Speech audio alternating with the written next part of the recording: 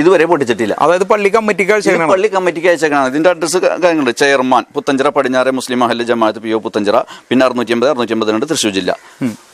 From KA Nawaz @Shihab son of Abdu Kunjaliparambil PO Puthenchira, പിന്നെ 650 Thrissur district Kerala. Mobile number. ഇതഴിച്ചിട്ട് പൊട്ടിച്ചു നോക്കിയില്ല. ഇത് കൈപ്പറ്റിട്ടില്ല എന്നുള്ളതാണ് ചുരുക്കം പറഞ്ഞത്. തിരിച്ചു വന്നു. ഇത് പൊട്ടിച്ചിട്ടേനില്ല. ഇത്തരം ധാർഷ്ട്യങ്ങൾ വെച്ച് പുലർത്തുന്ന ഒരു മഹല്ല് കമ്മിറ്റി എന്തിനാണ് ഈ മഹല്ല് കമ്മിറ്റി? പിന്നെ ഈ കമ്മിറ്റിയിൽപ്പെട്ട ആളുകൾ അഹ്ലു സുന്നത്തി വൽ ജമാഅത്തിന് എതിരെ പ്രവർത്തിച്ച ആൾക്കാരാണ്. അല്ല, അങ്ങനെ ഒരു സംഭവം പറഞ്ഞിട്ടുണ്ടെന്ന് ജനങ്ങളോട് നിങ്ങൾക്ക് പറഞ്ഞൂടെ? ജനങ്ങളോട് പറയാൻ നമുക്ക് പബ്ലിക് ഒരു വേദി ഉണ്ടാക്കണ്ടേ? ഇപ്പൊ പബ്ലിക് ആണല്ലോ. ഇപ്പൊ പബ്ലിക്കാണ്. ഇത് ഞാൻ വേണ്ട എന്ന് വെച്ചാൽ പബ്ലിക്കിൽ കൊണ്ടുവരേണ്ട, രഹസ്യമായി നമുക്ക് തീർക്കേണ്ടതല്ല ഏറ്റവും നല്ലത്. പിന്നെ ഒരു കമ്മ്യൂണിറ്റിയെ ഒന്നിച്ച് കൊണ്ടുപോകുന്നതാണ് ചുമതലയാണ് മഹല്ല് കമ്മിറ്റിക്കും മഹല്ല് ഖത്തീബിനും. കമ്മിറ്റിക്ക് ഈ ധാർഷ്ട്യം ഞാൻ പറഞ്ഞില്ലേ, ഈ രാഷ്ട്രീയപരമായിട്ട് പല കേസുകളുണ്ടാവും, കല്ലെറിഞ്ഞ കേസുകളുണ്ടാവും. അതിന് നേതൃത്വം കൊടുക്കുമ്പോൾ അവരുടെ പേരിലൊക്കെ കേസ് വരും. അതൊക്കെ സ്വാഭാവികമാണ്. പള്ളി വേറെ രാഷ്ട്രീയം വേറെ. അപ്പൊ ഈ രാഷ്ട്രീയം ഈ ക്രിമിനലാവുന്ന ഇദ്ദേഹം ഈ ക്രിമിനൽ സ്വഭാവത്തോടുകൂടി തന്നെയാണ് എല്ലാവരെയും കാണുന്നത്. അങ്ങനെയാണ് എന്നെയും കാണുന്നത് ആ രീതിയിൽ തന്നെയാണ്. ഇപ്പൊ എനിക്ക് മനസ്സിലാവുന്നതാണ്. ഞാൻ ഈ പ്രശ്നം ഒരു ടേബിളിന്റെ ചുറ്റും ഇരുന്ന് സംസാരിച്ച് തീർക്കുക എന്ന് പറഞ്ഞിട്ട് ഇതുവരെ അവർ തയ്യാറായിട്ടില്ല. ഒരു പ്രാവശ്യമല്ല, 2 പ്രാവശ്യമല്ല, 3 പ്രാവശ്യമല്ല, അതിലേറെ പ്രാവശ്യം ഞാൻ ഇവരോട് പറഞ്ഞു. എല്ലാ കമ്മിറ്റിക്കാരോടും പറഞ്ഞു. അടിവസ്ത്രം ഊരി കഴുകി തലയിൽ കൂടി ഒഴിച്ചാൽ ഈ മാരണം കൂടോത്രം മാറും എന്നും പറഞ്ഞുകൊണ്ട് ഒരു ഫേക്ക് ID വെച്ചിട്ട് ഒരാൾ യൂട്യൂബിൽ കൂടെ ചെയ്ത് ഇത് ഞാൻ എന്ത് ചെയ്ത് എൻ്റെ ഒരു വാട്സാപ്പ് വോയിസിൽ കൂടെ ഞാൻ ഇത് എന്ത് ചെയ്ത് പബ്ലിക് ചെയ്തിട്ടുണ്ട്. ആ വീഡിയോ താങ്കൾക്ക് എവിടെ നിന്ന് കിട്ടിയേ? വീഡിയോ എനിക്ക് ഒരാൾ അയച്ചു തന്നതാണ്. അല്ല, അത് അയച്ച ആളെ ഉണ്ടാവില്ലേ? അയച്ച ആളെ ഞാനത് ഇപ്പൊ പറയുന്നത് ശരിയല്ല. This news is sponsored by അറിഞ്ഞില്ലേ, മാളയിൽ ഇസ ജ്വല്ലറിയുടെ നവീകരിച്ച ഷോറൂം തുറന്ന് പ്രവർത്തനം ആരംഭിച്ചു. നവാസ് പറഞ്ഞ കാര്യങ്ങളെല്ലാം തന്നെ നമ്മൾ കേട്ടു. അതിൽ എത്രത്തോളം സത്യമുണ്ടെന്നുള്ളത് ജനങ്ങൾ അന്വേഷിച്ച് കണ്ടെത്തണം. ഈ ഒരു വിഷയം ജനങ്ങളിലേക്ക് എത്തിക്കുക എന്ന് മാത്രമാണ് നമ്മളുടെ കർത്തവ്യം. പിന്നെ ഒരു കാര്യം പറയാനുള്ളത്, ഇതൊരു മഹല്ലുമായി ബന്ധപ്പെട്ട ഒരു വിഷയമാണ്. അപ്പോൾ മഹല്ലിന് എന്താണ് പറയാനുള്ളതെന്നും അത് നമ്മൾ കേൾക്കാൻ തയ്യാറാണ്. അത് ഏത് നിമിഷവും മഹല്ല് വിളിച്ചു കഴിഞ്ഞാൽ നമ്മൾ ഇതുമായി ബന്ധപ്പെട്ട് നിങ്ങളുടെ മുമ്പിൽ വരാൻ നമ്മൾ തയ്യാറാണ്. 2 പക്ഷക്കാരുള്ളൊരു വിഷയമാണ്. അപ്പോൾ ഇവരുടെ പക്ഷം, നവാസ് എന്ന് പറയുന്ന അദ്ദേഹത്തിൻ്റെ പക്ഷം നമ്മൾ കേട്ടു. ഇനി അതിൻ്റെ ഒരു മറുപടിയായിട്ട് മഹലിൻ്റെ പക്ഷം നമ്മൾ കേൾക്കണം. അതോടൊപ്പം തന്നെ ഇല്യാസ് എന്ന് പറയുന്ന ഒരു വ്യക്തി കൂടെ നമ്മുടെ കൂടെ ഉണ്ട്. അപ്പോൾ അദ്ദേഹത്തിന് പറയാനുള്ളതും കൂടെ എന്താണെന്ന് നമുക്ക് കേൾക്കാം. ഇല്യാസൊക്കെ നമസ്കാരം. നമസ്കാരം. അതായത് ഇപ്പം നവാസ് കഴിഞ്ഞ എപ്പിസോഡിൽ പറഞ്ഞ ഒരു വിഷയം, അതായത് പള്ളിയുമായി ബന്ധപ്പെട്ട് കുറച്ച് കാര്യങ്ങളിൽ നിങ്ങളുടെ പേര് പരാമർശിക്കുന്നുണ്ടായിരുന്നു. അപ്പോൾ ഈ വിഷയത്തിൽ നിങ്ങൾക്ക് എന്താണ് പറയാനുള്ളത്? അതായത് നവാസ് പറഞ്ഞതിൽ 100% നിങ്ങൾ യോജിക്കുന്നുണ്ടോ? അതിൽ അസ്സലാമു അലൈക്കും വറഹ്മത്തുള്ളാഹി. അല്ലാഹുമ്മ സ്വല്ലി അലാ സയ്യിദിനാ മുഹമ്മദിൻ വഅലാ ആലി സയ്യിദിനാ മുഹമ്മദ്. അമ്മാ ബഅദ്. എനിക്ക് പുത്തഞ്ചിറ പടിഞ്ഞാറൻ മഹലിനെ സംബന്ധിച്ച് ഒട്ടേറെ നാളുകളായി ഒരുപാട് വിഷയങ്ങൾ നടന്നുകൊണ്ടിരിക്കുകയാണ്. അതായത് തൃശ്ശൂർ ജില്ലയിൽ ഏറ്റവും നെഗളിച്ച് നിൽക്കുന്ന ഒരു മഹലാണ് പുത്തഞ്ചിറ പടിഞ്ഞാറെ മുസ്ലിം മഹല്ല് ജമാഅത്ത്.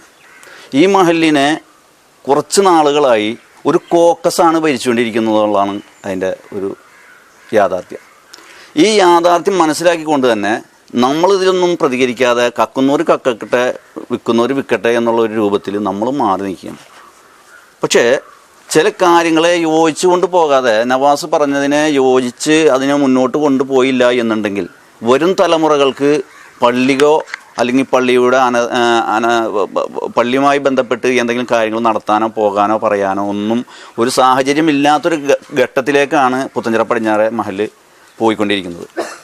അതുമായി ബന്ധപ്പെട്ട് ഇപ്പം ഞാൻ എന്തെന്ന് വെച്ചാൽ നവാസ് പറഞ്ഞ ഒരുപാട് കേസുകളുമായി ബന്ധപ്പെട്ട് ഞാൻ അതിനെ അന്വേഷിച്ചപ്പോൾ ഞാൻ ആ കേസുമായി ബന്ധപ്പെട്ട് ഓരോ പേപ്പറുകളും എൻ്റെ അടുത്ത്. ഒരു കാര്യമുള്ളത്, ഈ തുടക്കം മുതലേ ഈ നവാസ് പറയുന്ന വിഷയം നിങ്ങൾക്ക് അറിയാമായിരുന്നു? ഇടക്കാലത്ത് വന്ന് കയറിയതാണോ ഈ വിഷയത്തിൽ നിങ്ങൾ? അതെ. ഞാൻ ഒരു 2023 ആണ് ഞാൻ ഈ കേസുമായി ബന്ധപ്പെട്ട് എൻ്റെ അടുത്ത് ഈ കക്ഷി വരുന്നത്. അപ്പോൾ എന്നോട് പല സഹായങ്ങളും ചോദിച്ചിട്ടുണ്ട്. ഞാൻ പറഞ്ഞ അനുയോജ്യമായ വിഷയങ്ങൾക്ക് മാത്രം, അതായത് എന്താണ് സൂട്ടബിൾ ആകുന്ന വിഷയം എന്താണോ ആ സൂട്ടബിൾ ആകുന്ന വിഷയത്തിൽ മാത്രം ഞാൻ ഫോക്കസ് ചെയ്തിട്ട് ഞാൻ അതിന് വേണ്ടി ഹെൽപ്പ് ചെയ്ത് കൊടുത്തിട്ടുണ്ട്. നിങ്ങൾ ഈ പള്ളിയിൽ നടന്ന വിഷയങ്ങളെല്ലാം അന്വേഷിച്ചായിരുന്നോ? ഞാൻ അന്വേഷിച്ചിട്ടുണ്ട്. അന്വേഷിച്ചതിൽ ഈ അദ്ദേഹത്തിന്റെ പരാതികൾ ഓരോന്നോരോന്ന് ഞാൻ വായിച്ചു നോക്കും. എൻ്റെ അടുത്ത് വന്നു കഴിഞ്ഞാൽ ഓരോ പരാതികളും ഞാൻ വായിച്ചു നോക്കും. അതിൽ കഴമ്പുണ്ടോ ഇല്ലേ എന്നുള്ളത് വ്യക്തത മനസ്സിലാക്കിയിട്ടാണ് ഞാൻ എൻ്റെ കാര്യങ്ങൾ ഞാൻ ഫോർവേഡ് ചെയ്യാറുള്ളൂ. അപ്പൊ ഞാൻ അവനക്ക് വേണ്ടുന്ന ഉപദേശ നിർദ്ദേശങ്ങൾ ഞാൻ കഴിവിന്റെ പരമാവധി മഹല്ല് കമ്മിറ്റിക്കെതിരെ ഒരു പരാതിയും കൊടുക്കണ്ട, ഞാൻ അവനെ എപ്പോഴും പിന്തിരിക്കാറാണ് പതിവ്. കാരണം പിന്തിരിപ്പിക്കുന്നതിൻ്റെ കാരണം എന്ന് വെച്ചാൽ ഒരു കമ്മ്യൂണിറ്റിയെ ഒന്നിച്ച് കൊണ്ടുപോകാൻ കഴിവില്ലാത്ത ആളുകളാവുമ്പോൾ അത് പിന്നെ ഒരു വിഭാഗീയതയും, കാരണം ഒരു മഹലിൽ തന്നെ മകളെ അങ്ങോട്ട് വിവാഹം കഴിച്ച് അല്ലെങ്കിൽ അവിടുത്തെ മകൻ ഇവിടുത്തെ മകളെ വിവാഹം കഴിച്ച് അങ്ങനെ പരസ്പരം ബന്ധുക്കളും ബന്ധങ്ങളുമായിട്ട് നിൽക്കുന്ന ഒരു മഹലാണ് പുത്തഞ്ചിറ പടിഞ്ഞാറൻ മഹല്. 1000 ചില്ലാൻ വീടുകൾ, 1200 വീടുകളോളം ഏകദേശം ഉണ്ടെന്നാണ് എൻ്റെ ഒരു അറിവ്. ഇപ്പോഴത്തെ കണക്കനുസരിച്ച് ഒരു 1200 വീടുകളോളം ഉണ്ടാകണം എന്നാണ് എൻ്റെ കണക്ക്. ഞാൻ അത് കറക്റ്റായിട്ട് ഞാൻ പറയുന്നില്ല, എന്തായാലും 1000-ൽ പുറത്ത് വീടുകൾ ഉൾക്കൊള്ളുന്ന ഒരു മഹലാണ്. അപ്പോൾ ഈ മഹല് നല്ല കെട്ടുറപ്പുള്ള മഹലാണ്. എന്ത് കാര്യത്തിനും എല്ലാ ജനങ്ങളും സഹകരിക്കുകയും സഹായിക്കുകയും ചെയ്യുന്നൊരു മഹലാണ്. ഈ മഹലിനെ ഇന്ന് വരിസംഖ്യ കൊടുക്കാതെ ഒരു വിഭാഗം ആളുകൾ മാറി നിൽക്കുന്നുണ്ട്. ഞാനടക്കമുള്ള ആളുകൾ എത്ര പേരോളം ഉണ്ടാവും? ഏകദേശം ഇപ്പൊ എന്റെ അറിവിൽ ഒരു 10-20 പേരോളം, ഏകദേശം 20 കുടുംബങ്ങൾ വരിസംഖ്യ കൊടുക്കൂല എന്നും പറഞ്ഞ് അപേക്ഷ കൊടുത്തിട്ടുണ്ട്. കാരണം ഈ വിഷയങ്ങളൊക്കെ വരുന്നേക്കാൾ മുമ്പാണ് ഞാൻ അപേക്ഷ കൊടുത്തത്. അല്ല, അതിനുള്ള കാരണം ഇപ്പൊ ഈ നവാസ് സൂചിപ്പിച്ച കബീറിന്റെ വിഷയമാണ് മറ്റൊന്ന്. ഒട്ടനവധി ആളുകൾ ഇനിയും ഇത് വരിസംഖ്യ കൊടുക്കൂല എന്നും പറഞ്ഞ് നിൽക്കുന്നുണ്ട്. അതിന്റെ കാരണം എന്താണെന്ന് ഈ മഹല്ല് കമ്മിറ്റിക്ക് വിളിച്ച് ഒരു കോംപ്രമൈസ് എന്ന നിലക്ക് ഈ പരാതിക്കാർ ആരൊക്കെയാണെന്നുള്ളത് ഒരു കോംപ്രമൈസ്, ഒരു അദാലത്ത് വെച്ച് കാര്യങ്ങളെല്ലാം പരിഹരിക്കേണ്ട സ്ഥാനത്ത് ഈ ക്രിമിനൽ സ്വഭാവത്തോടു കൂടിയാണ് പെരുമാറുന്നത്. അതെങ്ങനെ പറയാൻ പറ്റും? ഈ മഹലിന്റെ പ്രസിഡന്റ് സഖാവ് TS ഷാജു, അദ്ദേഹത്തിന്റെ പേരിലുള്ള കേസിന്റെ ഇത് കാണുന്നത് ഇതേമാതിരി ക്രൈം ചെയ്തുകൊണ്ടിരിക്കുന്ന ആളുകളെയാണ്. പള്ളിയുമായി ബന്ധപ്പെട്ട കേസ്. അതെന്താണ് കേസ്? ഇത് രാഷ്ട്രീയപരമായ എന്താ കേസുകളും, കല്ലെറിഞ്ഞതും ബസ് കല്ലെറിഞ്ഞതും മരം വെട്ടിയതൊക്കെ ഉള്ള കേസുകളൊക്കെ പല ഇതുകൊണ്ട്. അത് എന്തൊക്കെയാണെന്നുള്ളത് നമുക്കറിയില്ല. നമ്മളിപ്പോൾ ഇവൻ തന്നേക്കുന്നതാണ്, ക്രൈം തന്നേക്കുന്നതാണ്. അപ്പോൾ ഇത്തരം ക്രൈമുകൾ ചെയ്തുകൊണ്ടിരിക്കുമ്പോൾ അവർക്ക് ക്രൈം ചെയ്യണം എന്നുള്ളൊരു താല്പര്യം മാത്രമേ ഉണ്ടാവുള്ളൂ. നമ്മൾ ഈ ക്രൈമുള്ള ആളുകൾ ഇങ്ങനെ ക്രൈമായിട്ട് പോകുമ്പോൾ രാഷ്ട്രീയവും പള്ളി കമ്മിറ്റിയും ഒന്ന് ഒരുമിച്ച് കൊണ്ടുപോകുന്നത് വളരെ സുഖകരമായ രീതിയിലല്ല പോകുന്നത്. ഒരു നേതാവ് എന്ന നിലയ്ക്ക് നീതി വേണം. നേതാവ് എന്ന് പറയുന്ന നീതിയിൽ നിന്നുണ്ടായ ഒരു വാക്കാണ് നേതാവ് എന്നുള്ളത്. അപ്പോൾ ആ നീതി കാണിക്കണം, ഒരു തിരിച്ചറിവ് കാണിച്ച് ധാർഷ്ട്യവും ദേഷ്യവും മാറ്റി കോപമൊക്കെ മാറ്റിയിട്ട് ഒരു കമ്മ്യൂണിറ്റിയെ ഒന്നിച്ച് കൊണ്ടുപോകുമ്പോഴാണ് അതിനൊരു രസം. എല്ലാ പുഷ്പങ്ങളും, ഒരു പൂന്തോട്ടത്തിലെ എല്ലാ പുഷ്പങ്ങളും ഒരുമിച്ച് പൂത്ത് നിൽക്കുമ്പോൾ അത് കാണാനുള്ളൊരു ഭംഗി, അത് വല്ലാത്തൊരു ഭംഗി തന്നെയാണ്.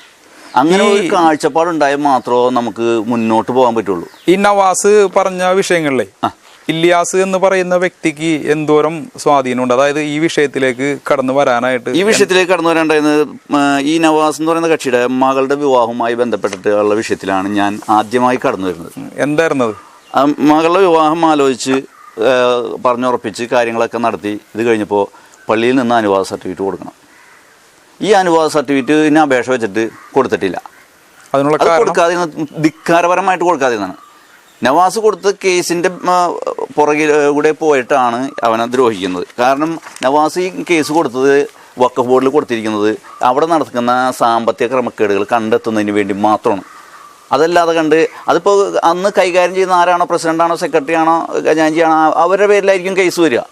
എന്നല്ലാതെ പുറത്ത് മറ്റുള്ളവരോട് പേരിൽ കേസ് കൊടുക്കാൻ പറ്റില്ല. അവരാണ് സാമ്പത്തികം കൈകാര്യം ചെയ്യുന്നത്. അപ്പോൾ അവരുടെ പേരിലായിരിക്കും കേസ് കൊടുക്കുന്നത്. അവരോടൊരു വ്യക്തി വൈരാഗ്യത്തിൻ്റെ പേരിലല്ല കേസ് കൊടുത്തത്. ഇത് നിജസ്ഥിതി മനസ്സിലാക്കാൻ വേണ്ടി ജനങ്ങൾക്കും മനസ്സിലാകണം, അദ്ദേഹത്തിന് മനസ്സിലാക്കണം ഇതിൻ്റെ നിജസ്ഥിതി, എത്രത്തോളം സാമ്പത്തികം വന്നിട്ടുണ്ട്, എത്രത്തോളം സാമ്പത്തിക ഇതിൽ നിന്ന് പോയിട്ടുണ്ടെന്നുള്ളത് അറിയണം. അതിനാരാണെന്നുള്ളത് രംഗത്ത് കൊണ്ടുവരികയും അദ്ദേഹത്തിൻ്റെ പേരിൽ ആ മാനുഷികമായ ഒരു രീതിയിൽ അവരുടെ അടുത്ത് നടപടിയെടുക്കുകയും വേണം. ആ നടപടിക്കായിട്ടാണ് നവാസ് ഈ കേസുമായി മുന്നോട്ട് പോയത്. അത് താങ്കൾക്ക് വ്യക്തമായിട്ട് അറിയാം? അതെനിക്ക് വ്യക്തമായിട്ട് അറിയാം. അപ്പോൾ ഞാൻ ആ വിഷയത്തിലേക്കൊന്നും ഞാൻ കടക്കുന്നില്ല. കാരണം സാമ്പത്തികം ആര് കക്കുന്നു, ഒരു വിൽക്കുന്നു, അതൊന്നും നമ്മളുടെ വിഷയമല്ല. കാരണം അത് അവർ വിശ്വസിക്കുന്ന എല്ലാവരും ഭൂരിഭാഗം ആളുകളും, അതായത് ഏകദേശം ഞാൻ പറഞ്ഞില്ല 1200 വീടുകളോളം എന്ന് പറഞ്ഞില്ല, കൃത്യമായ കണക്ക് എനിക്കറിയില്ല. എന്തായാലും 1000-ൽ പരം വീടുകൾ ഏതായാലും ഉൾക്കൊള്ളുന്ന മഹലാണല്ലോ. ഈ മഹലിൽ ഭൂരിഭാഗം ആളുകളും അഹ്ലു സുന്നത്ത് വൽ ജമാഅത്തിന് ആശയത്തിൻ്റെ അടിസ്ഥാനത്തിൽ മുന്നോട്ട് പോകുന്ന ആൾക്കാരാണ്. ആരും ജമാഅത്തെ ഇസ്ലാമി എന്ന് പറയാനുള്ള ആളുകൾ ആരുമില്ല. മുജാഹിദ്, ഖാദിയാനി അങ്ങനെയുള്ള ആരും ഈ മഹലിൽ, പുത്തഞ്ചിറ പടിഞ്ഞാറൻ മഹലിലില്ല. സുന്നി വിഭാഗത്തിൽപ്പെട്ട ആൾക്കാരാണ്. സുന്നിയുടെ ആദർശം ഒന്ന് തന്നെയാണ്. അതിപ്പോൾ സമസ്തയായിരുന്നാലും ശരി, AP വിഭാഗത്തിൻ്റെ ആയിരുന്നാലും ശരി, രണ്ടും ഒരാശയം തന്നെയാണ്. സംഘടനാപരമായി പല വിഭാഗീയതയും ഉണ്ടെന്നുണ്ടെങ്കിൽ കൂടിയും ആദർശത്തിൽ അവർ രണ്ടു കൂട്ടരും സമസ്തയും AP വിഭാഗവും ഒന്ന് തന്നെയാണ്. അപ്പൊ ഈ നവാസ് ഒരു 8 കേസോളം പള്ളി കമ്മിറ്റിക്കെതിരെയാണ് ഈ കേസ്, അല്ലാതെ പള്ളിക്കെതിരെ കൊടുത്തു എന്ന് പറയുന്നതിൽ എന്തോരം ഇതുണ്ട്? അതിൽ തീർത്തും അത് ഒരു അപഹാസ്യമാണത്. ശരിക്കും അത് ജനങ്ങളുടെ കണ്ണിൽ പൊടിയിടുക എന്നുള്ള ഒരു ലക്ഷ്യത്തോടു കൂടി ആ ഒരു ലാക്ക് കണ്ടിട്ടാണ് അത് അവർ ആ ഇത് മെസ്സേജ് പുറത്തേക്ക് വിടുന്നത്. പള്ളിക്കെതിരെ. ഈ പള്ളിക്കെതിരെ എന്ന് പറയുമ്പോൾ ജനങ്ങൾ ആ മഹലിൽ ഉൾക്കൊള്ളുന്ന ആളുകൾ 1000-ൽ പരം വീടുകൾ ഈ നവാസിനെതിരെ തിരിയും. അങ്ങനെ തിരിഞ്ഞു കഴിഞ്ഞാൽ അവർക്കൊരു വിജയമായി അത് മാറും എന്നുള്ളത് അവർ മുൻപേ കണ്ടിട്ടാണ് പള്ളിക്കെതിരെ എന്നുള്ളത്. കാരണം അവർ പള്ളിക്കെതിരെ എന്ന് പറയുന്നത് കാരണം എനിക്ക് അവരുടെ ഒരു ലെറ്റർ കിട്ടിയിട്ടുണ്ട്. ആ ലെറ്ററിൽ അവർ പറഞ്ഞ പള്ളിക്കെതിരെ എന്നല്ല, പള്ളി കമ്മിറ്റിക്കെതിരെ എന്നുള്ളതാണ് അതിൻ്റെ അത് നവാസിൻ്റെ അടുത്ത് കാണുന്നത്. ഈ ഫയലിൽ തന്നെ കാണുന്നത് അത് നവാസ് നേരത്തെ കാണിച്ചതായിട്ട് ഞാൻ ഓർക്കുന്നുണ്ട്. പള്ളിക്കെതിരെ എന്നും പറഞ്ഞിട്ടാണ് ഒരു നേരത്തെ ഒരു സംഭവം വായിച്ചിരുന്നു. അപ്പോൾ അതിൽ പള്ളിക്കെതിരെ, പള്ളി കമ്മിറ്റിക്കെതിരെ എന്നുള്ളതാണ് ഈ ഇതിൽ പറയുന്നത്. രേഖകളിൽ മുഴുവനും പറയുന്നത് പള്ളി കമ്മിറ്റിക്കെതിരെ എന്നാണ്. പക്ഷേ വാക്കിൽ പുറത്ത് പറയുന്നത് പള്ളി മഹലിനെതിരെ എന്നാണ്. പള്ളിക്കെതിരെ കേസ് കൊടുത്തു. ഈ പള്ളിക്കെതിരെ കേസ് കൊടുക്കേണ്ട കാര്യം, പള്ളിയിൽ വല്ല കല്ലെറിഞ്ഞ് ഉടച്ചിട്ടുണ്ടോ? പള്ളിയോടെ ഏതെങ്കിലും ദേഷ്യം കാണിച്ചിട്ടുണ്ടോ? ഇല്ല. ഇത്തരം രീതികളൊന്നും ചെയ്തിട്ടില്ല. ന്യായമായ രീതിയിൽ, ജനാധിപത്യ രീതിയിൽ അവൻ പ്രതികരിച്ചിട്ടുണ്ട്. നവാസ് പ്രതികരിച്ചിട്ടുണ്ട്. കാരണം വഖഫ് ബോർഡിൽ പരാതി കൊടുത്ത് കാര്യങ്ങൾ ഇത് ചെയ്തിട്ടുണ്ട്. അത് ഈ ഒരു കാരണം കൊണ്ട് മാത്രമാണ്. അതായത് പൈസ മാറ്റി പൈസയുടെ തിരിമറികൾ, സാമ്പത്തിക തിരിമറികൾ കണ്ടപ്പോൾ അത് ആരാണെന്നുള്ളത് വഖഫ് ബോർഡ് ഓഡിറ്റിംഗ് റിപ്പോർട്ട് കണ്ടെത്തും. അതിലിപ്പോൾ വേറെ പുതിയ 3-4 പേരെ കമ്മീഷണർമാരായിട്ട് നിയമിച്ചിട്ട് അത് അങ്ങനെ നടന്നുകൊണ്ടിരിക്കുന്നുണ്ട്. കേസ് നടക്കുന്നു. നവാസ് പറഞ്ഞ ഒരു കാര്യത്തിലേ, അതായത് 3.5 ലക്ഷം രൂപയോളം ഏതൊരു പെൺകുട്ടിയുടെ പേരിൽ പിരിച്ചിട്ട് അതിലെന്തോ വക മാറ്റി ചെലവാക്കി എന്ന് അതിനെ കുറിച്ച് എനിക്ക് വ്യക്തത ഇല്ലാത്തതിന്റെ പേരിൽ നമ്മളത് പറയില്ല. കാരണം നമുക്കത് പറയാൻ ഒക്കൂല. അറിയില്ല ആ വിഷയത്തെ കുറിച്ച് ഞാൻ കൃത്യമായിട്ട് എനിക്കൊരു ധാരണ ഇല്ലാത്ത ആളാണ്. കാരണം ഞാൻ ഈ പറഞ്ഞത് സാമ്പത്തികമായിട്ടുള്ള കാര്യങ്ങളിൽ ഞാൻ ഇടപെടില്ല. മാനുഷിക പരിഗണന കിട്ടേണ്ട ആളുകൾക്ക് മാനുഷിക പരിഗണന കിട്ടിയേ പറ്റൂ എന്നുള്ള. താങ്കൾ ഈ നവാസിന്റെ വിഷയത്തിൽ ഇടപെട്ടത് അദ്ദേഹത്തിന്റെ പേരിൽ, അതായത് ഈ നവാസിന്റെ പേരിൽ നീതി ഉണ്ടെന്ന് ഉള്ളത് കൊണ്ട്, സത്യമുണ്ട് എന്നുള്ള ബോധ്യപ്പെട്ടതിന്റെ പേരിലാണ്. അദ്ദേഹത്തിന്റെ മകളുടെ വിവാഹം 2 വിവാഹമാണ് മുടങ്ങിപ്പോയത്. 2 വിവാഹം മുടങ്ങിപ്പോയത് ഇവർ പറയുന്ന ന്യായം എന്താണെന്ന് വെച്ചാൽ, വരന്റെ വീട്ടിൽ നിന്ന് ആദ്യം പേപ്പർ വാങ്ങിക്കുന്നത്, വരന്റെ വീട്ടിൽ നിന്ന് പേപ്പർ വാങ്ങിക്കണം എന്നുള്ള ആ രീതിയൊന്നും ഭരണഘടനയില്ല. ഭരണഘടനയിൽ പറയുന്ന ഇതിന് വിരുദ്ധമായിട്ടാണ് ഇവർ പ്രവർത്തിക്കുന്നത്. കല്യാണം മുടങ്ങിയത് ആ ഒരു കാരണം കൊണ്ടാണോ? ആ ഒരു കാരണത്താലാണ് 2 കല്യാണം മുടങ്ങിപ്പോയത്. അങ്ങനെ ഈ 2 കല്യാണം മുടങ്ങിപ്പോയി അവനക്ക് ഒരു ഒട്ടനവധി സാമ്പത്തിക നഷ്ടങ്ങളും ഉണ്ട് ഈ നവാസിന്. ഖത്തീബുമായി ബന്ധപ്പെട്ട വിഷയം എന്ന് പറഞ്ഞാൽ 1-ാം തീയതി വെള്ളിയാഴ്ച രാവിലെ 10:26 ഞാൻ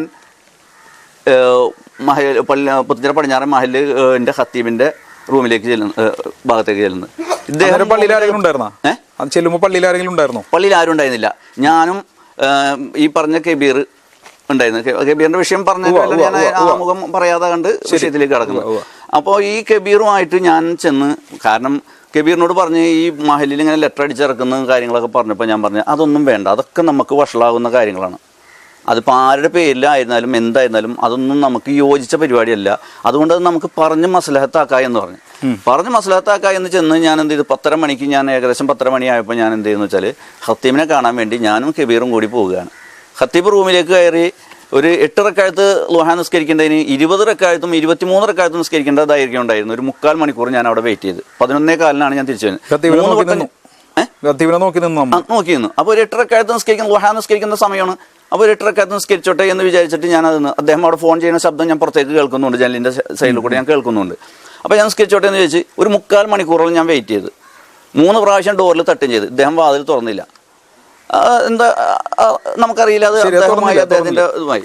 അങ്ങനെ അത് കഴിഞ്ഞ് ഞാൻ എന്ത് ചെയ്തു, ജുമ കഴിഞ്ഞ് ഇവർ ഈ നോട്ടീസ് വിതരണം ചെയ്യരുതെന്ന് ഞാൻ പറഞ്ഞിരുന്നു. പക്ഷെ അവർ നോട്ടീസ് വിതരണം ചെയ്ത്. ഇനി വിതരണം ചെയ്താലും ഞാൻ എന്ത് ചെയ്ത് പോയി നമുക്ക് സംസാരിച്ച് ഇതോടെ തീർക്കാല. അതായത് ഒരു കമ്മ്യൂണിറ്റിയെ ബാധിക്കുന്ന വിഷയമല്ലേ. അപ്പൊ അതുകൊണ്ട് ഞാനത് എന്ത് ചെയ്ത് പറഞ്ഞ് നമുക്ക് അവസാനിപ്പിക്കാന്ന് ചെയ്തിട്ട് ചെന്നപ്പോ ഇദ്ദേഹം എന്നോട് എന്താന്ന് വെച്ചാല് ഇദ്ദേഹത്തിന്റെ കാര്യം പറയാൻ നിങ്ങൾ തന്നെ പറഞ്ഞത്, കബീറിന്റെ കാര്യം പറയാനായിട്ട് എന്തിനാണ് താങ്കൾ വന്നതെന്ന് ഉസ്താദ് ചോദിച്ചു. അപ്പൊ ഞാൻ പറഞ്ഞ് നിങ്ങൾക്ക് കാര്യം മനസ്സിലായില്ല, നിങ്ങൾക്ക് എന്നെ മനസ്സിലായില്ല, അതിന്റെ പേരിലാണ് നിങ്ങൾ അങ്ങനെ പറയുന്നുള്ളത്. ഞാൻ ഇച്ചിരി പ്രകോപനത്തിൽ തന്നെയാണ് പറഞ്ഞത്, ഇല്ലാന്ന് ഞാൻ പറയുന്നൊന്നുമില്ല. ഇയാളെന്ത് ചെയ്ത് പൊട്ടിത്തെറിച്ചിട്ട് ഒരു ശബ്ദത്തോടി പറഞ്ഞ് നിങ്ങൾ ആരാണ് അത് ചോദിക്കാന്നും പറഞ്ഞിട്ട് ഇദ്ദേഹം പൊട്ടിത്തെറിച്ച് വന്നു. അദ്ദേഹത്തിന് ചൂടായി. അപ്പൊ ഞാനും ഇച്ചിരി റൈസായി. ഇത് കഴിഞ്ഞപ്പോൾ എന്ത് ചെയ്തു, ഇവരെല്ലാവരും കൂടി വന്നിട്ട് ഇവർക്ക് എന്നെ ആക്രമിക്കണം. ആരൊക്കെയാണ്? പ്രസിഡന്റ് ഷാജു, പിന്നെ പള്ളി കമ്മിറ്റിയുടെ പ്രസിഡന്റ്, പുത്തഞ്ചിറ പടിഞ്ഞാറൻ മഹലിന്റെ പ്രസിഡന്റ്. താങ്കളെ ആക്രമിക്കാൻ വന്നു. എന്നെ ആക്രമിക്കാൻ വേണ്ടി. അതെ, ഞാൻ പറഞ്ഞു എന്നെ ആക്രമിക്കാൻ വന്നിട്ടുണ്ടെങ്കിൽ നമുക്ക് ഒന്നും ഇങ്ങോട്ട് കിട്ടിയാൽ 2 തരാൻ നമുക്കറിയാലോ. അപ്പോൾ അതുകൊണ്ട് നമ്മളെടുത്തത് വേണ്ട കേട്ടോ മോനെന്ന് പറഞ്ഞു. അങ്ങനെ അത് ഒഴിവായി. അങ്ങനെ നല്ല രീതിയിൽ സംസാരം തുടങ്ങി. ഇത് ഉണ്ടാകാനുള്ള കാരണം എന്താണെന്ന് വെച്ചാൽ ഇതിൻ്റെ മുന്നേ ആയിട്ട് കബീറിൻ്റെ വിഷയം സംസാരിക്കുന്നതിനേക്കാൾ മുമ്പായിട്ട് ഇദ്ദേഹം ഈ യൂട്യൂബ് ചാനലിൽ കൂടെ ഒരു വഴല് ഉണ്ടായിരുന്നു ഖത്തീബ്. ഖത്തീബിൻ്റെ ഒരു വഴലിൽ ശരിയും തെറ്റും എന്നുള്ള രീതിയാണ് അതിൻ്റെ. അതായത് മതപരമായ രീതി എന്താണെന്നുള്ളത് ഇദ്ദേഹം പറയുന്ന ഒരു യൂട്യൂബ് ചാനലാണ് ഉണ്ടായിരുന്നത്. അപ്പോൾ അതിൽ മാരണം ചെയ്താൽ, സിഹിർ ചെയ്താൽ, അറബിയിൽ പറഞ്ഞാൽ സിഹിർ ചെയ്താൽ അല്ലെങ്കിൽ മാരണം കൂടോത്രം ചെയ്ത് കഴിഞ്ഞാൽ അതിനെ മാറ്റിയെടുക്കേണ്ട വിധി എങ്ങനെയാണെന്നും മറ്റുള്ളവർ അത് ദുരുപയോഗം ചെയ്ത് പൈസ വാങ്ങിക്കുന്നതൊക്കെ അതിനെക്കുറിച്ച് നന്മയും തിന്മയും വേർതിരിച്ച് പറഞ്ഞ് മനസ്സിലാക്കി കൊടുക്കുന്ന ഒരു വീഡിയോ ആണെന്നുള്ളത് പിന്നീടാണ് എനിക്ക് ഈ വീഡിയോ, ഞാൻ യഥാർത്ഥ വീഡിയോ കാണുന്നത്. ഇദ്ദേഹത്തിൻ്റെ ഫേക്ക് ഐ ഡി വെച്ചിട്ട് ഇദ്ദേഹത്തിൻ്റെ ഈ യൂട്യൂബ് ചാനൽ കട്ട് ചെയ്തിട്ട് അടിവസ്ത്രം ഊരി കഴുകി തലയിൽ കൂടെ ഒഴിച്ചാൽ ഈ മാരണം കൂടോത്രം മാറും എന്നും പറഞ്ഞുകൊണ്ട് ഒരു ഫേക്ക് ഐ ഡി വെച്ചിട്ട് ഒരാൾ യൂട്യൂബിൽ കൂടെ ഇത് ചെയ്ത്. ഇത് ഞാൻ എന്ത് ചെയ്ത് എൻ്റെ ഒരു വാട്സാപ്പ് വോയിസിൽ കൂടെ ഞാൻ ഇത് എന്ത് ചെയ്ത് പബ്ലിക് ചെയ്തിട്ടുണ്ട്. ആ വീഡിയോ താങ്കൾക്ക് എവിടെ നിന്ന് കിട്ടിയേ? വീഡിയോ എനിക്ക് ഒരാൾ അയച്ചു തന്നതാണ്. അല്ല, അത് അയച്ച ആളെ ഉണ്ടാവില്ലേ? അയച്ച ആളെ ഞാനത് ഇപ്പം പറയുന്നത് ശരിയല്ല, പൊതുവേദിയിൽ ഞാൻ പറയുന്നത് ശരിയല്ല. അല്ല, അങ്ങനെ അപ്പോ അങ്ങനെ അദ്ദേഹത്തിന്റെ അനുവാദത്തോടുകൂടി പറയുന്നതായിരിക്കും കുറച്ചുകൂടി. പക്ഷെ അത് 3 വർഷത്തെ വീഡിയോ ആണിത്. ഈ ഫേക്ക് ഐ ഡി വെച്ചിട്ട് ഈ ചെയ്തിരിക്കുന്ന വീഡിയോ 3 വർഷം, ഏകദേശം 3 വർഷം. ഈ പറയുന്ന ഖത്തീബ് തന്നെയാണോ പറഞ്ഞേക്കണത്? അതെ, ഖത്തീബ് തന്നെയാണ് പറഞ്ഞേക്കുന്നത്. പക്ഷെ മറ്റേത് ഫേക്ക് ഐ ഡി വെച്ച് ചെയ്തിരിക്കുന്ന വേറെ ആൾ പറഞ്ഞേക്കാണ്. ഇദ്ദേഹത്തിന്റെ ഫോട്ടോ വെച്ചിട്ട്, ഒരു ഉസ്താദിന്റെ ഫോട്ടോ ഒക്കെ വെച്ചിട്ട് സംഗതി ഫേക്ക് ഐ ഡി വെച്ചിട്ട് ചെയ്ത്. ഓഡിയോ മാത്രമാണ് ഈ ഖത്തീബിന്റെ. അതായത് അതിനകത്ത് ഓഡിയോ ഈ പുത്തഞ്ചിറ പടിഞ്ഞാറെ മഹലിലെ ഖത്തീബിന്റെയും വീഡിയോ വേറെ ആളുടെ. അതെ അതെ, അങ്ങനെയല്ലേ? അങ്ങനെയാണ് ഇത് കൊടുത്തിരിക്കുന്നത്. അപ്പോൾ ഈ വിഷയത്തിൽ ഞാൻ എന്ത് ചെയ്ത് വളരെ ശക്തമായിട്ട് തന്നെ പ്രതികരിച്ച്. അദ്ദേഹം പ്രതികരിക്കുന്നതാണ്. ജനാധിപത്യ രാജ്യത്ത് ജീവിക്കുമ്പോൾ അദ്ദേഹത്തിന് ഈ ഫേക്ക് ഐ ഡി വെച്ചിട്ട് ചെയ്തപ്പോൾ അദ്ദേഹത്തിന് ആ വീഡിയോയിൽ തന്നെ, അദ്ദേഹം ചെയ്ത യൂട്യൂബിൽ തന്നെ അദ്ദേഹത്തിന് അത് തിരുത്തായിരുന്നു. അത് തിരുത്തിയിട്ടില്ല. ഒന്ന്. രണ്ടാമത്, അദ്ദേഹത്തിന് സൈബറിൽ പരാതി കൊടുത്തിട്ടില്ല. അതിനകത്തൊരു ചോദ്യമുള്ളതേ, അതായത് ആ വീഡിയോ വന്ന വഴിയുണ്ടല്ലോ, ആ വീഡിയോ താങ്കളിലേക്ക് എത്തിയ വഴി അതെങ്ങനെയാണെന്ന് ശരിക്കും പറയേണ്ടി വരും. അത് ഞാൻ ആ സമയത്ത് ഞാൻ തെളിയിക്കാം. ഞാൻ അത് അതിന്റെ അധികാരികൾ വരുമല്ലോ, ശരി, അന്വേഷണ ഉദ്യോഗസ്ഥർ വരുമ്പോൾ ഞാൻ അത് ആധികാരികമായിട്ട് ഞാൻ തെളിയിക്കും. ഞാൻ അത് തെളിയിക്കാനുള്ള രേഖകൾ എൻ്റെ അടുത്തുണ്ട്. ശരി. ഞാൻ വെറുതെ വല്ലതും പറഞ്ഞു. അപ്പോ ഈ വീഡിയോ തന്ന വ്യക്തിയും നിങ്ങളും തമ്മിലുള്ള, അതായത് എന്തെങ്കിലും ബന്ധമുള്ളവരാണോ? ഈ വിഷയവുമായി ബന്ധപ്പെട്ടവരാണോ? അല്ലെങ്കിൽ പള്ളിക്ക് പുറത്ത് നിൽക്കുന്നവരാണോ? അങ്ങനെ പള്ളിക്ക് പുറത്ത് നിൽക്കുന്ന ആളായിരിക്കും. ഈ ആളാരെന്നുള്ളത് എനിക്ക് ഇപ്പോഴും വ്യക്തമല്ല. ഈ ഫേക്ക് ഐ ഡി വെച്ച് വിട്ടേക്കുന്നത് ആരെന്നുള്ളത് എനിക്ക് വ്യക്തമല്ല. വാട്സപ്പ് വഴി വന്നതാണ്. വാട്സപ്പ് വഴി വന്നേക്കുന്നത്, യൂട്യൂബ് വഴി തന്നെ വന്നേക്കുന്നതാണ്. അത് അദ്ദേഹം കണ്ടുപിടിക്കേണ്ടതാണ്. സൈബറിൽ പരാതി കൊടുത്താൽ അദ്ദേഹത്തിന് ഈ പ്രതിയെ പിടിക്കാൻ പറ്റും. ഇപ്പൊ പോലീസിനൊക്കെ നല്ല കഴിവുള്ള പോലീസുകാരാണുള്ളത്. നിങ്ങളുടെ വാട്സപ്പും ഇത് നോക്കി അറിയാൻ പറ്റില്ലേ? അതൊക്കെ നോക്കിയാൽ അറിയാൻ പറ്റുന്നതാണ്. ഞാനത് ഒട്ടനവധി ആളുകൾക്ക് ഞാൻ ഒരാൾക്ക് ഞാൻ ഫോർവേഡ് ചെയ്തത്, ആ ആളാണ് ഇത് എല്ലാവർക്കും ഫോർവേഡ് ചെയ്ത് കൊടുത്തത്. ശരി. അപ്പൊ അത് നിൽക്കട്ടെ, അത് എന്തായാലും അതിൻ്റെതായ അന്വേഷണ കാര്യങ്ങൾ വരുമ്പോൾ ഞാനത് സബ്മിറ്റ് ചെയ്തോളാം. അപ്പോൾ ഇത്തരം വിഷയങ്ങൾ ഉണ്ടാവുമ്പോൾ ഞാൻ എന്ത് ചെയ്തത്, കബീറിന്റെ വിഷയം ഇത്രയും വഷളാകണ്ട എന്ന് കണക്കാക്കി സംസാരിക്കാൻ വേണ്ടി ചെന്നപ്പോഴാണ് ഇത്തരം വിഷയങ്ങൾ ഉണ്ടായത്. അങ്ങനെ അദ്ദേഹം എന്ത് ചെയ്ത്, അദ്ദേഹത്തിന്റെ ഒരു താല്പര്യത്തിനല്ല അദ്ദേഹം മാള പോലീസ് സ്റ്റേഷനിൽ എനിക്കെതിരെ പരാതി കൊടുത്തത്. ആരാണ് പരാതി കൊടുത്തത്? പരാതി കൊടുത്തത് അദ്ദേഹമാണ്. അതായത് ഖത്തീബ്. ഖത്തീബിന് ഇതിന്റെ പുറകിൽ ഏതോ ഒരു ഫോക്കസ്, കമ്മിറ്റി ആകട്ടെ അല്ലെങ്കിൽ വേറെ ആരെങ്കിലും ആകട്ടെ, ആരുടെയോ പ്രചോദനം കൊണ്ട് മാത്രമാണ് അദ്ദേഹം ഈ പരാതി കൊടുത്തേക്കുന്നുള്ളത്. ഇല്യാസ് എന്ന് പറയുന്ന താങ്കൾക്ക് എനിക്കെതിരെ മാത്രമല്ല, എനിക്കെതിരെയും കബീറിനെതിരെയും നവാസിനെതിരെയും സുലൈമാൻ ഹാജി എന്ന് പറയുന്ന വ്യക്തിയുടെയും പേരിൽ. സുലൈമാൻ ഹാജി സറണ്ടർ ആയിട്ട് തന്നെ ഇല്ല. ഇദ്ദേഹത്തിന്റെ വീഡിയോ നാട്ടുകളിൽ മുഴുവനും പ്രചരിപ്പിച്ച് ഇദ്ദേഹം പൊട്ടയാണെന്നും ഖത്തീബ് പൊട്ടയാണെന്നും പറഞ്ഞ് നടക്കണേ എന്നും പറഞ്ഞിട്ടാണ് ഈ സുലൈമാൻ ഹാജിയുടെ പേരിലുള്ള പരാതി. അത് ഇദ്ദേഹത്തിന്റെ ഒരു തീരുമാനത്തിലല്ല ആ പരാതി കൊടുത്തിരിക്കുന്നു എന്നുള്ളത് 100% എനിക്ക് വിശ്വസിക്കാവുന്നതാണ്. അദ്ദേഹം അതിൽ നിരപരാധിയാണ്. പക്ഷെ അദ്ദേഹത്തിന് ഒരുപാട് പ്രലോഭനങ്ങളും പ്രചോദനങ്ങളും ഉള്ളതിന്റെ പേരിലാണ് അദ്ദേഹം മാള പോലീസ് സ്റ്റേഷനിൽ ഈ 4 പേർക്കെതിരെ കേസ് അവിടെ ഫയൽ ചെയ്യേണ്ടത്. കേസ് എന്തായി? കേസിന്റെ ഇതിന്റെ തീരുമാനം ഇവിടെ നമുക്ക് സ്റ്റേറ്റ്മെന്റ് കിട്ടിയിട്ടുണ്ട്. അദ്ദേഹം അതിന് യാതൊരു പരാതിയും ഇല്ല. ഈ പരാതി ഞാൻ ഖത്തീബിനും കമ്മിറ്റിക്കാർക്കും കമ്മിറ്റിയും പരാതി കൊടുത്തിട്ടുണ്ട്. ഖത്തീബിനെതിരെ കയ്യേറ്റം ചെയ്യാൻ ചെന്നും പറഞ്ഞ് കമ്മിറ്റിയും പരാതി കൊടുത്തിട്ടുണ്ട്. ഈ കമ്മിറ്റിക്കാർക്കും പരാതിയില്ല, ഈ ഖത്തീബിനും യാതൊരു പരാതിയും ഇല്ല. ഞാനത് വെറുതെ കൊടുത്തതാണെന്നും പിന്നെ ഞാൻ യൂട്യൂബിൽ പ്രചരിപ്പിച്ചേക്കുന്നത് ഇന്ന വിഷയമാണെന്നുള്ളതും അദ്ദേഹം അവിടെ പറഞ്ഞു. അപ്പം ഞാൻ അദ്ദേഹത്തിന് പറഞ്ഞു, യൂട്യൂബിൽ അദ്ദേഹം ജനാധിപത്യ രീതിയിൽ ജീവിക്കുമ്പോൾ നമ്മൾ എന്ത് ചെയ്യണം, പരാതി കൊടുക്കണം. ഇങ്ങനെ ഒരു ഫേക്ക് ഐ ഡി വെച്ചിട്ട് ഇങ്ങനെ ചെയ്തിട്ടുണ്ടെന്നുള്ളത് പരാതി കൊടുത്താൽ ആ പരാതിയുടെ കോപ്പിയും അവിടെ നിന്ന് കിട്ടുന്ന കൈപ്പറ്റ് റെസീറ്റിൻ്റെ കോപ്പിയും എന്നോട് തന്നു കഴിഞ്ഞാൽ ഞാൻ പരസ്യമായിട്ട് ഓൾ കേരള അല്ലെങ്കിൽ ഓൾ ഇന്ത്യ പബ്ലിക്കായിട്ട് ഞാൻ ഇതിന് മാപ്പ് പറയാൻ തയ്യാറെന്നുണ്ട്. അദ്ദേഹം അത് ചെയ്താൽ മതി. പിന്നെ ഒരു കമ്മ്യൂണിറ്റിയെ ഒന്നിച്ച് കൊണ്ടുപോകുന്നതാണ് ചുമതലയാണ് മഹല്ല് കമ്മിറ്റിക്കും മഹല്ല് ഖത്തീബിനും. കമ്മിറ്റിക്ക് ഈ ധാർഷ്ട്യം ഞാൻ പറഞ്ഞില്ലേ, ഈ രാഷ്ട്രീയപരമായിട്ട് പല കേസുകളുണ്ടാവും, കല്ലെറിഞ്ഞ കേസുകളുണ്ടാവും, അതിന് നേതൃത്വം കൊടുക്കുമ്പോൾ അവരുടെ പേരിലൊക്കെ കേസ് വരും. അതൊക്കെ സ്വാഭാവികമാണ്. ഇതിനകത്ത് പള്ളി വേറെ രാഷ്ട്രീയം വേറെ. അപ്പൊ ഈ രാഷ്ട്രീയം ഈ ക്രിമിനലാവുന്ന ഇദ്ദേഹം ഈ ക്രിമിനൽ സ്വഭാവത്തോടുകൂടി തന്നെയാണ് എല്ലാവരെയും കാണുന്നത്. അങ്ങനെയാണ് എന്നെയും കാണുന്നത് ആ രീതിയിൽ തന്നെയാണ്. ഇപ്പൊ എനിക്ക് മനസ്സിലാവുന്നതാണ്, ഞാൻ ഈ പ്രശ്നം ഒരു ടേബിളിന്റെ ചുറ്റും ഇരുന്ന് സംസാരിച്ച് തീർക്കുക എന്ന് പറഞ്ഞിട്ട് ഇതുവരെ അവർ തയ്യാറായിട്ടില്ല. ഒരു പ്രാവശ്യമല്ല, 2 പ്രാവശ്യമല്ല, 3 പ്രാവശ്യമല്ല, അതിലേറെ പ്രാവശ്യം ഞാൻ ഇവരോട് പറഞ്ഞു. എല്ലാ കമ്മിറ്റിക്കാരോടും പറഞ്ഞു. കമ്മിറ്റിക്കാർ പ്രസിഡന്റിനുള്ള ആധികാരികമായ ഉത്തരവാദിത്വം ചുമതലയുള്ളത്. എന്താണ് നിങ്ങൾ പറയുന്ന ഒരു വിഷയം, അത് എന്ത് തീർക്കണം എന്നാണ് പറയണത്? ശരിക്കും ഈ നവാസിന്റെ വിഷയം പറഞ്ഞു തീർക്കണം, കബീറിന്റെ വിഷയം പറഞ്ഞു തീർക്കണം, സുലൈമാൻ ഹാജിയുടെ വിഷയം പറഞ്ഞു തീർക്കണം. അതൊരു കമ്മ്യൂണിറ്റിയാണെന്ന്. ശരി. ഇപ്പോ ഈ നവാസിന്റെ മകളെ കല്യാണം കഴിക്കാൻ പോകുന്നത് അടുത്ത തൊട്ട് ഈ മഹലിൽപ്പെട്ട ആളുകൾ തന്നെയാണ്. ഓ ശരി.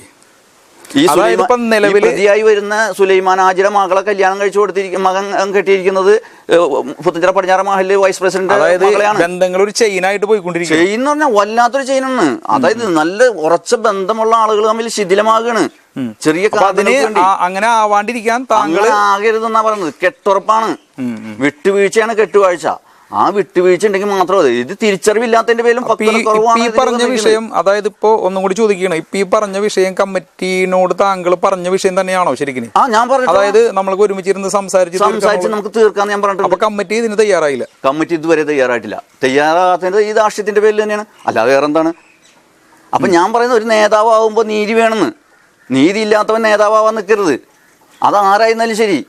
പിന്നെ ഈ കമ്മിറ്റിയിൽപ്പെട്ട ആളുകൾ അഹ്ലു സുന്നത്തി വൽ ജമാഅത്തിന് എതിരെ പ്രവർത്തിച്ച ആൾക്കാരാണ്. അല്ല, അങ്ങനെ ഒരു സംഭവം പറഞ്ഞിട്ടുണ്ടെന്ന് ജനങ്ങളോട് നിങ്ങൾക്ക് പറഞ്ഞൂടെ? ജനങ്ങളോട് പറയാൻ നമുക്ക് പബ്ലിക് ഒരു വേദി ഉണ്ടാക്കണ്ടേ? ഇപ്പൊ പബ്ലിക് ആണല്ലോ ഇത്. ഇപ്പൊ പബ്ലിക്കാണ്. ഇത് ഞാൻ വേണ്ട എന്ന് വെച്ചാൽ പബ്ലിക്കിൽ കൊണ്ടുവരണ്ട, രഹസ്യമായി നമുക്ക് തീർക്കേണ്ടതല്ല ഏറ്റവും നല്ലത്.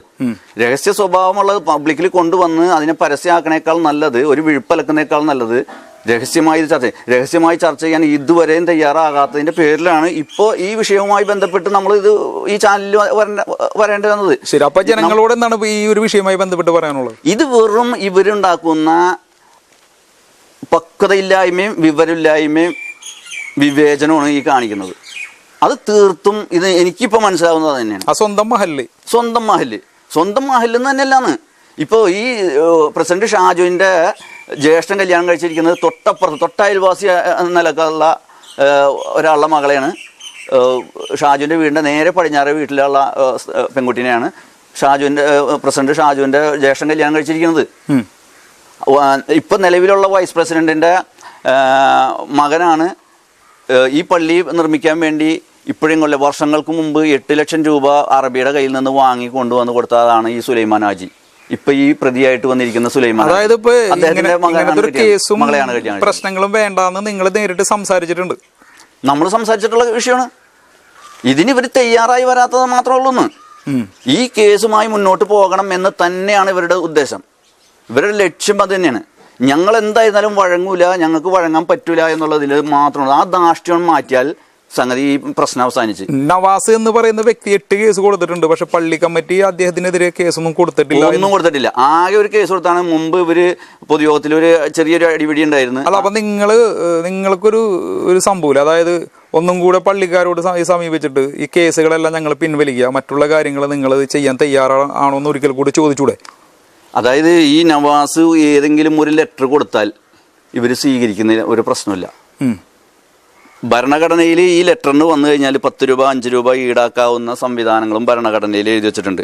ഭരണഘടനയ്ക്ക് വിരുദ്ധമായിട്ടാണ് ഇവർ പ്രവർത്തിക്കുന്നത്. ഈ നവാസ് ഒട്ടേറെ ലെറ്റർ കൊടുത്തിട്ടുണ്ട്, എല്ലാം തിരിച്ചു വന്നിട്ടുണ്ട്. അവസാനം രജിസ്റ്റേർഡ് പോലും അയച്ചിട്ട് ആ രജിസ്റ്റേർഡ് ഇതുവരെ പൊട്ടിച്ചിട്ടില്ല. ഇതുവരെ പൊട്ടിച്ചിട്ടില്ല. അതായത് പള്ളി കമ്മിറ്റിക്ക് അയച്ചേക്കാണ്. ഇതിന്റെ അഡ്രസ് കാര്യങ്ങളുണ്ട്. ചെയർമാൻ പുത്തഞ്ചിറ പടിഞ്ഞാറെ മുസ്ലിം മഹല്ല് ജമാഅത്ത് PO പുത്തഞ്ചിറ, പിന്നെ 650 തൃശ്ശൂർ ജില്ല. From KA Nawaz @Shihab son of Abdu Kunjaliparambil PO Puthenchira, പിന്നെ 650 Thrissur district Kerala. Mobile number ഇതഴിച്ചിട്ട് പൊട്ടിച്ചു നോക്കിയില്ല. ഇത് കൈപ്പറ്റിട്ടില്ല എന്നുള്ളതാണ് ചുരുക്കം പറഞ്ഞത്. തിരിച്ചു വന്നു. ഇത് പൊട്ടിച്ചിട്ട് തന്നെ ഇല്ല.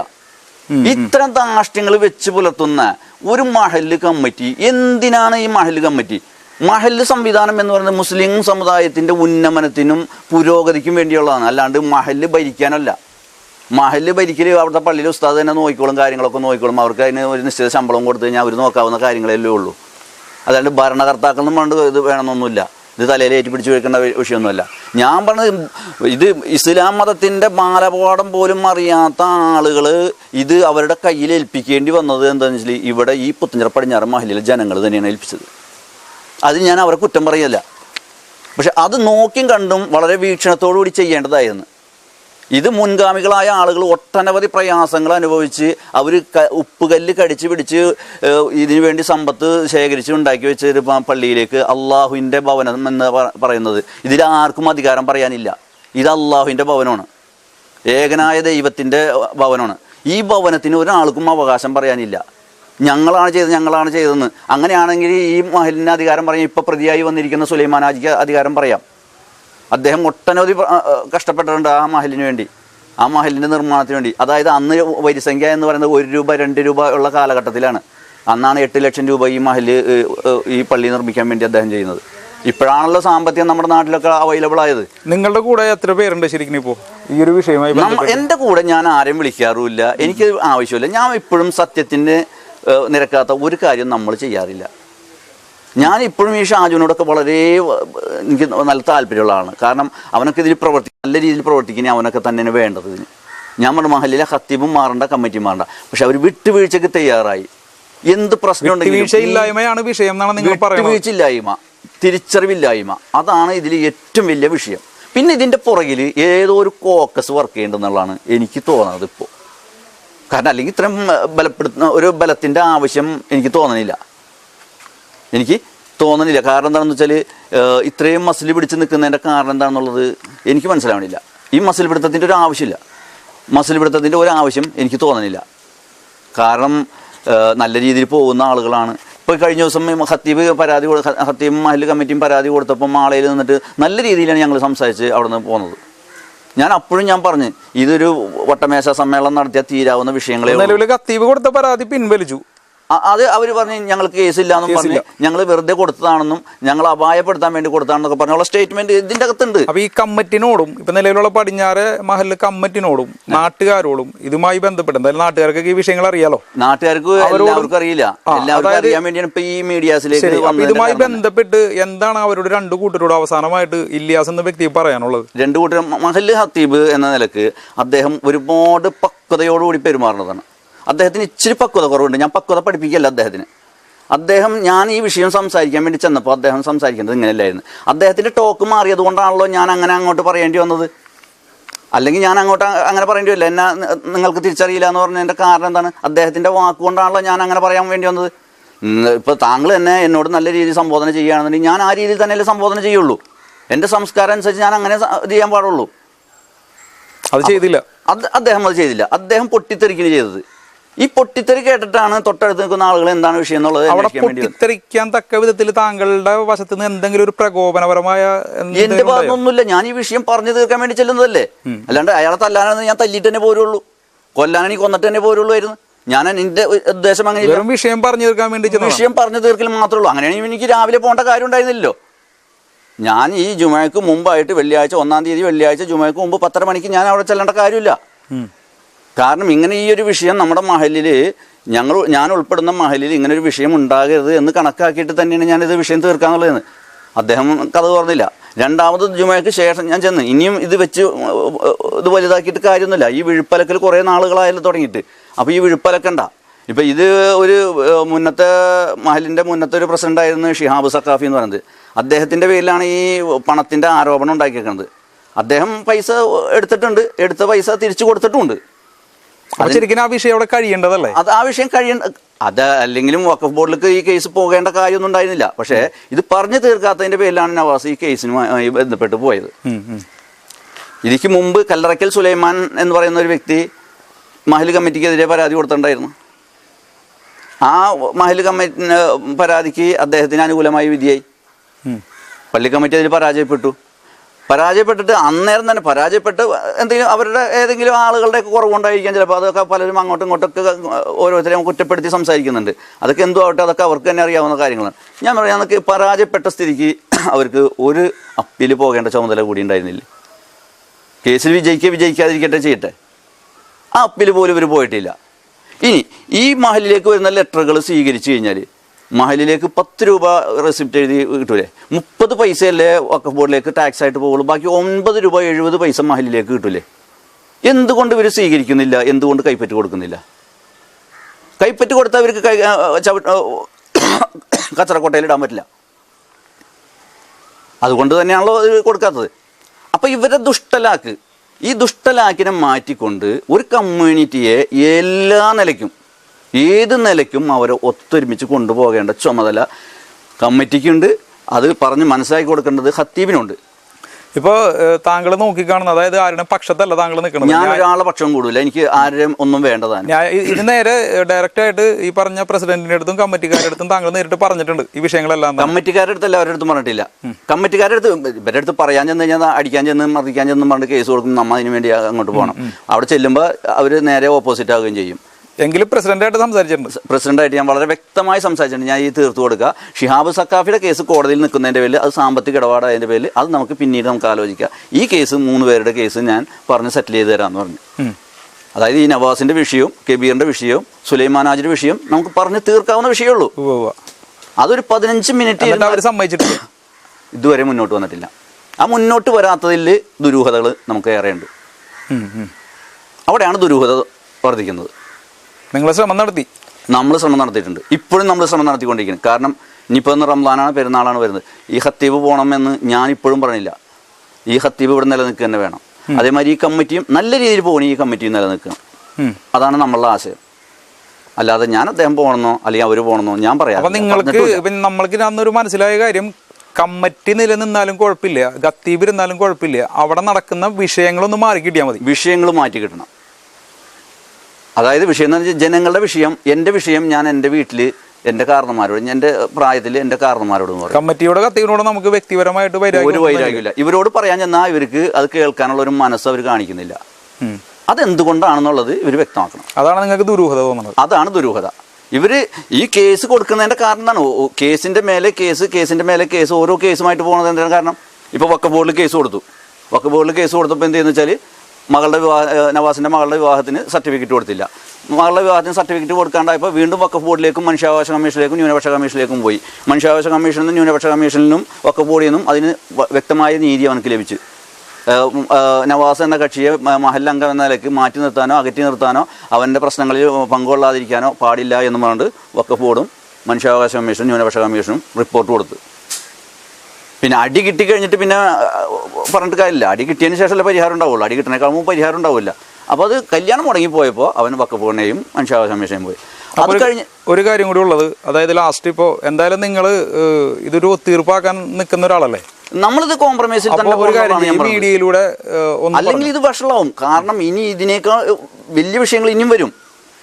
ഈ നവാസ് എന്ന് പറയുന്ന കക്ഷി, ഞാൻ ഒരു പരിധി വരെ ഞാൻ പറഞ്ഞ് ഒരു കേസുമായി മുന്നോട്ട് പോകണ്ട, അത് അള്ളാഹ് നോക്കിക്കോളും, നീയായിട്ട് ഒന്നും ചെയ്യാൻ നിൽക്കണ്ട. കാരണം ഇത് ധാർഷ്ട്യം കൊണ്ടാണ്, അല്ലാണ്ട് അവർക്ക് നീതി മനസ്സിലാകാഞ്ഞിട്ടൊന്നുമല്ല. ഇത് ധാർഷ്ട്യം കൊണ്ടും ധിക്കാരം കൊണ്ടും മാത്രം പിടിച്ചു നിൽക്കാൻ വേണ്ടി മാത്രം ചെയ്യുന്ന ഒരു പ്രവൃത്തിയാണ്. അതുകൊണ്ട് നീ ഇതിന് നിൽക്കണ്ട എന്ന് ഞാൻ അവനോട് 1000 വട്ടം ഞാൻ പറഞ്ഞിട്ടുണ്ട്. ഇപ്പോഴും ഞാൻ പറഞ്ഞുകൊണ്ടിരിക്കുന്നുണ്ട്, നീ നിൽക്കണ്ട കേസുമായി. ഒരു വട്ടം കൂടെ പള്ളി കമ്മിറ്റിനോട് പറഞ്ഞോളൂ ഈ വിഷയം തീർക്കാന്നുള്ളത്. ഇനി എനിക്ക് യോജിപ്പൊന്നുമില്ല. കാരണം അവർ വഴങ്ങുമെന്ന് എനിക്ക് തോന്നില്ല. എൻ്റെ ഈ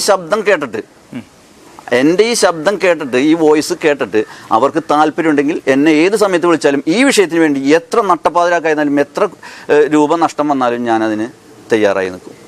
കാരണം ഇവരുടെ 3 പേരുടെ വിഷയം തീർക്കാൻ. ഷിഹാബ് സക്കാഫിയുടെ വിഷയം ഞാൻ തീർത്താനേ, പക്ഷേ അത് സാമ്പത്തികമായിട്ടുള്ള ഇതുമാണ്, കോടതിയിലുമാണ് കേസ് കൊടുക്കുന്നത്. അത് നമുക്ക് ചർച്ച ചെയ്തതിന് ശേഷം, തന്നെയുമല്ല അതിന് 4 കമ്മീഷണർമാരെ വരെ ഏൽപ്പിച്ചിട്ടുണ്ട്. ആ കമ്മീഷണർമാരുടെ റിപ്പോർട്ടും കൂടി വന്നതിന് ശേഷം ഇൻഷാ അള്ളാഹ് അത് ചിലപ്പം ഒരു പക്ഷേ കോംപ്രമൈസ് ആകാൻ സാധ്യതയുണ്ട്. കോംപ്രമൈസ് ആകട്ടെ എന്ന് ഞാൻ പ്രത്യേകം പ്രാർത്ഥിച്ചുകൊണ്ടിരിക്കുക അതിന്. കാരണം മഹൽ എന്ന നിലക്ക് അതൊരു കെട്ടുറപ്പ് വേണം. ആ കെട്ടുറപ്പ് ഉണ്ടാകണം. ഇവിടെ ബിദ്അത്തൊന്നുമില്ല. ബിദ്അത്ത് ഇപ്പോൾ ഈ കമ്മിറ്റിയിലുള്ള ഒരാളാണ് ബിദ്അത്ത് കാണിച്ചത്. ബിദ്അത്ത് കാണിച്ചപ്പോൾ ഞാൻ അതിനെ പ്രതികരിച്ചിട്ടുണ്ട്. ഞാൻ പറഞ്ഞില്ലേ, നേരത്തെ വാട്സാപ്പിലൂടെ ഞാൻ മെസ്സേജ് അയച്ചിട്ടുണ്ട്. അത് അവർ പുഷ്പാർച്ചന നടത്തിയപ്പോൾ ഞാൻ പറഞ്ഞു, എന്ത് ചെയ്ത് അത് തെറ്റാണ് ചെയ്തത്, അത് ഇസ്ലാമിന് നിരക്കാത്ത കാര്യമാണ്. അപ്പോൾ അതിൻ്റെ പേരിൽ അത് കമ്മിറ്റി എന്ന നിലക്ക് ആധികാരികമായ കമ്മിറ്റി അലങ്കാരത്തിലിരിക്കുന്ന ഒരു ട്രഷറർ സ്ഥാനത്ത് ഇരിക്കുന്ന വ്യക്തിയാണ് ഈ പറയുന്ന പ്രവൃത്തി ചെയ്തത്. അത് തീർത്തും ചെയ്യാൻ പാടില്ലാത്തൊരു തെറ്റാണ്. അത് അദ്ദേഹത്തിന് കുറ്റബോധമുണ്ട്. പക്ഷെ അത് പബ്ലിക്കിൽ അദ്ദേഹം അത് എനിക്ക് തെറ്റുപറ്റി എന്നുള്ളത് പറയാനുള്ള മാനസിക പ്രയാസം കൊണ്ടായിരിക്കും ചിലപ്പോൾ ഒരുപക്ഷെ പറയാത്തത്. അത് മഹലിൽ 2 അംഗങ്ങളാണ് തന്നെ.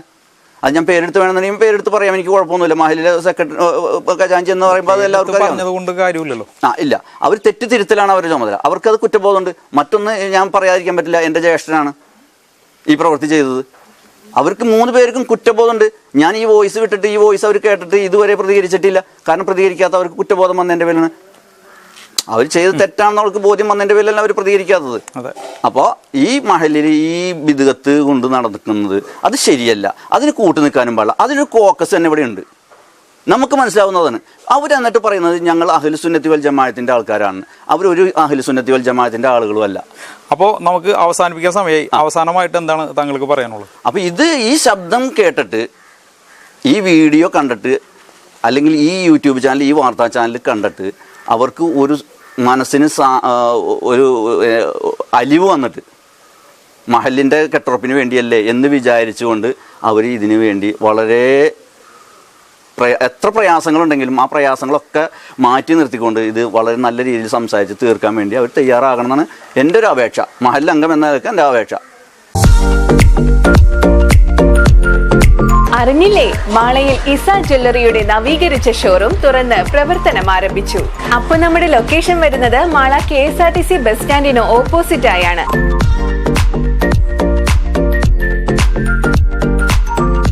ലൈറ്റ് വെയ്റ്റ് ആഭരണങ്ങളുടെ വിപുലമായ കളക്ഷൻസ്,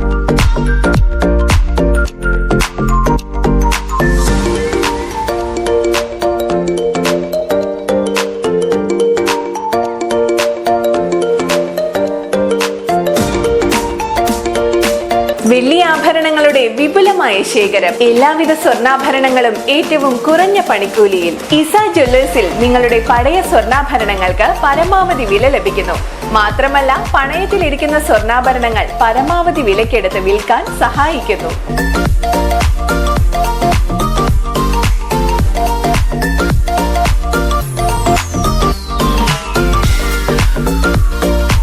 അപ്പൊ നമ്മുടെ ലൊക്കേഷൻ വരുന്നത് മാള KSRTC ബസ് സ്റ്റാൻഡിന് ഓപ്പോസിറ്റ് ആയാണ്. കൂടുതൽ വിവരങ്ങൾക്കായി താഴെ കാണുന്ന നമ്പറിൽ ബന്ധപ്പെടുക.